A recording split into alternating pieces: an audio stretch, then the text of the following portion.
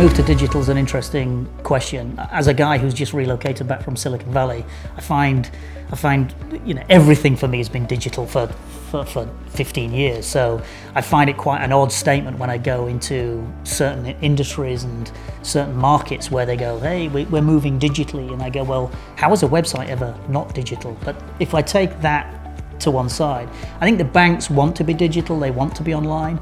The challenge they've got is they've got this London Underground map of technology on all the complexity that goes with it. So how do they bolt new innovation, the digital innovation that you and I crave as customers, and their corporate customers, the big retailers are craving, so they can fight with Amazon and all those.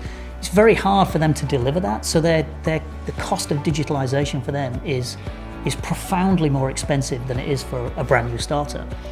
It used to be, if you were an incumbent, you had market share and you could have all that protection, and the incumbents, the new startups wouldn't really get a look in. Now it's almost the deck is stacked towards the new guy and against it's literally the weight's against them now, and it's really hard for an incumbent to compete with new guys because they can come in and go, I can use artificial intelligence, I can use cognitive, I can use those things two ways. One, I can manage my risk better.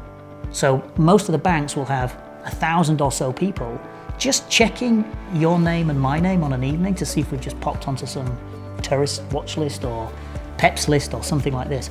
It costs them a lot of money. Startups can do that for almost next to nothing.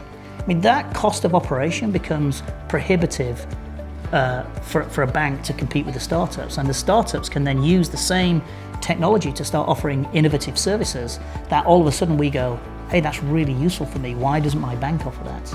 And I really think it's not a level playing field right now, but it's in favour of the startup. It's not in favour of the incumbent.